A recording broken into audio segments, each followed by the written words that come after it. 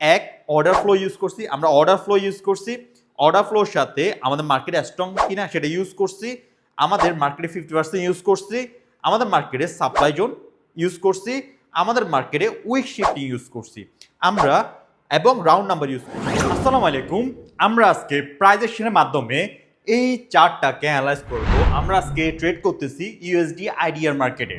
এই মার্কেটের চার্টটাকে আমরা অ্যানালাইজ করব। আমরা প্রাইজেশনে খুব কম সংখ্যক নলেজ ইউজ করে আমরা ট্রেড করব। যত কম লজিক ইউজ করা যায়, যত ভালো আউটপুট বের করা যায়, যত কম মার্কেটে আমাদের ব্রেনটাকে প্রেশার কম দিব, তত বেশি আমরা এখান থেকে আউটপুট বের করতে পারবো। তো চলুন একটা ক্যান্ডেলের পিছনে আমরা একটা বা দুইটা মতো লজিক ইউজ করবো, এর বেশি না। তো ফার্স্ট অফ অল আমরা মার্কেটটাকে একটু রিড করি। মার্কেটটাকে যদি দেখেন, আমাদের মার্কেট এখানে একটা স্ট্রাক মোডে ছিল। স্ট্রাক মোড কি? যেখানে মার্কেট জিগজ্যাগ করছে বা রেড গ্রিন করছে। দেখেন এখানে আমাদের অনেকগুলো গ্রিন ক্যান্ডেল হয়েছে, এখানে অনেকগুলো গ্রিন ক্যান্ডেল হয়েছে, কিন্তু ছোট্ট একটা এরিয়াতে। তো এর মানে কি আমাদের বাইং এর প্রেশার নাই মার্কেটে। যেহেতু বাইং এর প্রেশার নাই, পরবর্তী সেলিং আসছে, এবং সেলিং আসার পরে আমরা এখানে আপওয়ার্ড দিকে এটা প্লেস করলাম। এখানে ফার্স্টে আমরা আপওয়ার্ড দিয়ে করছি। এখানে কেন আমরা আপওয়ার্ড দিকে এটা প্লেস করছি? আমাদের ফার্স্ট এর লজিক কি? আমাদের ফার্স্ট এর লজিক হচ্ছে, আমাদের যখন সেলারগুলো আসছে, যে সেলার মুভটা আসছে, দেখেন সেলার মুভটা আসছে, লাস্টের দিকে খেয়াল করেন, লাস্টের দিকে আমাদের অর্ডার কমে আসছে। অর্ডার কেমনে কমে আসছে? আমাদের ফার্স্টে ছিল বড় অর্ডার, মানে সাইজ ছিল বড়, তারপরটা ছোট, তারপরটা ছোট, মানে সময়ের সাথে আমাদের সাপ্লাই কমে আসতেছে। যেহেতু সাপ্লাই কমে আসতেছে, তখন ডিমান্ড বাড়বে। কোনো একটা প্রাইস যদি আমাদের কোনো একটা প্রাইসে চলে আসে, সাপ্লাই যদি বেশি হয়ে যায়, তখন ডিমান্ডটা কমে যায়। ধরি আমাদের বাজারে কোনো একটা প্রোডাক্ট যেটা সাপ্লাই বেশি হয়ে গেছে, পরে ডিমান্ড কমে যাবে, পরে অটোমেটিকলি আমাদের প্রাইস বাড়বে। তো পরবর্তী যেটা করবো আমরা আপওয়ার্ডে। যদি সাপ্লাই আসলে কি, মনে করেন আপনি বাজারে গেছেন তেল কিনতে, এখন বাজারে গিয়ে দেখলেন যে আমাদের বাজারে তেলের সংকট, তেল নাই, তখন তেলের দাম বাড়বে, মানে সাপ্লাই ঘাটতি। যদি ডিমান্ড হয়, যদি ডিমান্ড বাড়ে, মার্কেট উপরের দিকে যাবে। আর যখন আমাদের ডিমান্ড বেড়ে যাবে, এক সময় যখন ডিমান্ড বেড়ে যাবে, মানুষ কিনবে না, আর মানুষ ওরকম আর খরচ করবে না, তখন বাজারে যতগুলা নতুন তেল আসবে, তখন সাপ্লাই বাড়বে, সাপ্লাই বাড়বে, মার্কেট নিচের দিকে পড়বে। আমাদের ট্রেডিংটাও সেম ভাবে আমাদের রিয়েল মার্কেটের সাথেই একসাথে করা। আমাদের যদি সাপ্লাই বাড়ে, তখন আমাদের একসময় মার্কেট নিচের দিকে পড়ে। যখন সাপ্লাই বাড়তে বাড়তে ডিমান্ড না থাকে মার্কেটে, তো মার্কেট পড়তে থাকে। যখন ডিমান্ড ক্রিয়েট হয়, মার্কেট উপর দিকে যাবে।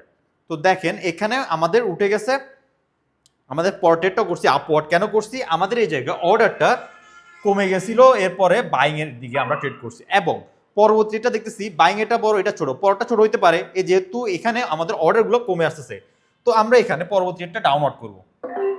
এখানে কেন ডাউনলোড করলাম? এখানে আমাদের হাতে আছে দুইটা লজিক। কি কি? সেটা হলো যে বড় একটা ক্যান্ডেল, বড় ক্যান্ডেলের 50% আমরা জানি যে অলওয়েজ আমরা একটা সাপোর্ট বা রেজিস্ট্যান্স আমরা ইউজ করতে পারবো। তো সেই লজিকে আমরা যদি বড় রেড ক্যান্ডেলে 50% ধরি, এখানে এটা আছে, তারপরে আছে আমাদের রাউন্ড নাম্বারও আছে এই জায়গায়, আর এখানে অর্ডার ছোট হয়ে আসছে, এর মানে কি এটা গ্রিন ক্যান্ডেলটা ছোট হইতে পারে। এটা যদি গ্রিন ক্যান্ডেল হয়, ছোট হইতে পারে। ছোট কোন জায়গায় হবে? আমাদের রেডের 50% নিচে হওয়ার চান্স খুবই বেশি থাকবে। কেন থাকবে? কারণ এটা হচ্ছে একটা রেজিস্ট্যান্স লেভেল। 50% বড় একটা ক্যান্ডেলের 50% হইতে পারে একটা রেজিস্ট্যান্স লেভেল। এবং পাশাপাশি আমরা এই জায়গায় দেখতেছি কি, আমাদের আউটসাইড বার। আউটসাইড বার কি? একটা supply area, supply zone. Market supply zone উপরে আছে। এর পরটা আমরা কি করতে পারি? এটা যেহেতু রেড আসছে, পরটা আমরা করব আপওয়ার্ডে। এটা আমাদের গ্রিন হওয়ার কথা ছিল, এটা ছোট একটা গ্রিন হওয়ার কথা ছিল, হয়ে গেছে রেড। কিন্তু রেডের ভিতরে আমরা যখন দেখতেছি, সেখানে তো আমাদের বাইং প্রেশার দেখতে পেয়েছিলাম, রেড তো উইক। হুট করে রেডটা আসলো, মানে এই জায়গায় ম্যানিপুলেশন হয়েছে, মার্কেট উপরের দিকে যাবে। পরেরটা আমরা ট্রেড করছি আপওয়ার্ড, এবং মার্কেট কোন জায়গায় গিয়েছে? মার্কেট আমাদের সাপ্লাই লেভেল হিট করছে। সাপ্লাই লেভেল কোনটা? আমাদের আউটসাইড বার। আউটসাইড বারটা আমরা সাপ্লাই জোন হিসেবে ধরবো। এই সাপ্লাই জোন থেকে মার্কেটে সেলিং আসতে পারে, চান্স খুবই হাই, যেহেতু এই জায়গায় আউটসাইড বার হয়েছে এবং মার্কেট আউটসাইড বারে এন্টার করছে। যদি আউটসাইড বারে এন্টার করে, তো সেক্ষেত্রে পরবর্তী ক্যান্ডেলটা আমরা ডাউনলোড করতে পারবো কিসের ভিত্তিতে? সাপ্লাই জোনে ঢোকার ভিত্তিতে সাপ্লাই অ্যাক্টিভ হবে বা সেলার অ্যাক্টিভ হবে, এই কারণে আমরা পরবর্তীতে ডাউনলোড করতে পারবো। এবং আমরা যখন এই জায়গায় দেখছিলাম আমাদের বাইংটাও স্ট্রং, সেলিংটাও স্ট্রং, তো এই জায়গায় আমাদের রেটিং করতে পারে।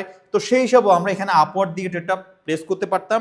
আর মার্কেটে ওভারঅল এই জায়গা থেকে সাপ্লাই আসার একটা চান্স আছে। তো সেটাও আমরা এখন গ্র্যাব করব।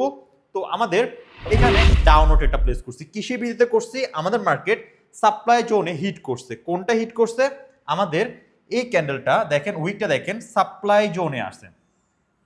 আমি ম্যাক্সিমাম টাইমে ট্রেড করলে সাপ্লাই এবং ডিমান্ড জোনটা ইউজ করি, কারণ এখানে আমাদের ম্যাক্সিমাম অ্যাকুরেসি বের হয়। তো সেটা দেখে যখন আমি এখানে ট্রেডটা প্লেস করলাম, তো আমাদের সাপ্লাই জোন থেকে সাপ্লাই আসবে। দ্বিতীয় লজিক কি, আমাদের বাইংয়ে দেখেন সেলিংয়ের ইনফ্লুয়েন্স আছে, হিন্টস